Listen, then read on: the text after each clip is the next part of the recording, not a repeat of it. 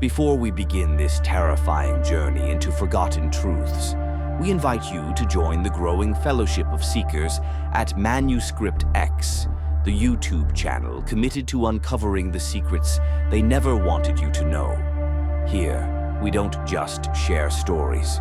We resurrect warnings buried in scripture, symbols, and ancient ruins. If your soul longs for truth amidst deception, subscribe now. Like, comment, share. Because the more we reveal, the more they'll try to silence us. And now, let us descend. Beneath the crust of myth and time lies a realm older than civilization, a dominion ruled not by kings, but by thrones buried beneath the earth. These are not seats of human power, but spiritual dominions established by the fallen. When the Watchers were cast into Tartarus, it was not the end, it was a relocation. These spirits, bound yet not powerless, were given domains deep below us. The ancients called them Sheol, Hades, Xibalba, Duat, names for the same forbidden reality. These were not myths, they were maps. And they warned us. From these subterranean kingdoms, the spirits of darkness plotted their return. Their whispers, like veins of corruption, crept through the earth, rising through rituals, bloodlines, and broken altars. The earth itself was scarred by their presence. Earthquakes, sinkholes, fissures in time and space. Have you ever wondered why some lands feel cursed? Why ancient cities sink without explanation? The thrones beneath the earth pulse with hatred, and every once in a while they push. Biblical texts speak of principalities and powers, not of flesh and blood, but of darkness in high and low places. The Apostle Paul warned that our real enemies are not political or social, but spiritual.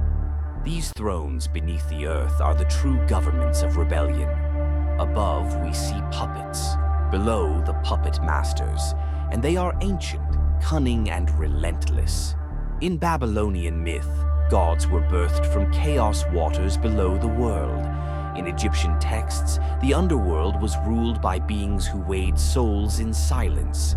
The Mayans described lords of the underworld who demanded blood. These stories, though culturally distinct, tell the same tale, an ancient realm of judgment, fear, and manipulation. Not fiction, memory. Throughout time, people have reported strange phenomena. Voices beneath mountains, glowing caves, vanishing tribes, and sudden bursts of madness near sacred sites. Are these merely psychological glitches, or signs that the thrones below are awakening? Even today, there are tunnels governments refuse to explore. There are locations scrubbed from maps.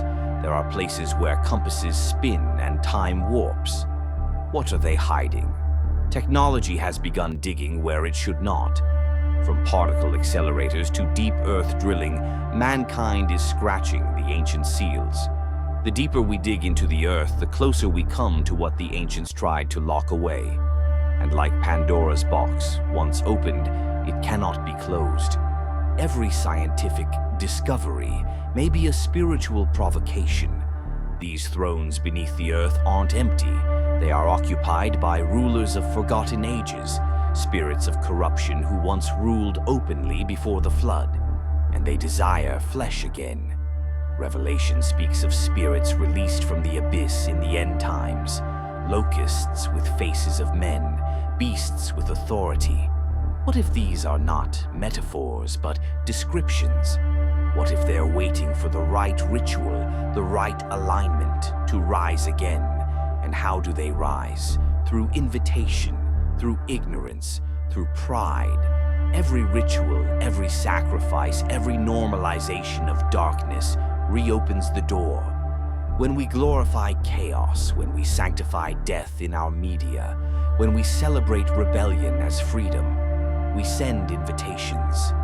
The throne below shakes with laughter, because we have forgotten. Prophecy reveals that before the return of the Spirit of life in fullness, there will be a counterfeit revival, a spiritual awakening rooted in sensation, not sanctity, power, not purity, emotion, not truth. These movements will seem beautiful, empowering, but they will be laced with venom. The spirits from below know how to mimic light, but not love. Prophecy reveals that before the return of the spirit of life in fullness, there will be a counterfeit revival, a spiritual awakening rooted in sensation, not sanctity, power, not purity, emotion, not truth. These movements will seem beautiful, empowering, but they will be laced with venom.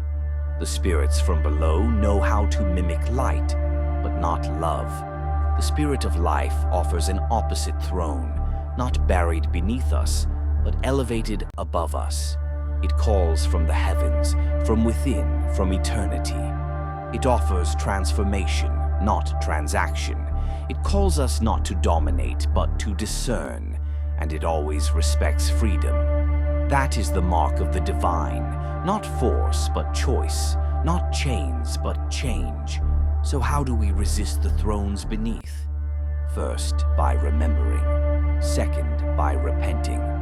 Third, by removing the symbols of darkness from our homes, hearts, and habits. If you do not understand the power of a symbol, the spirits do, and they will use what you allow.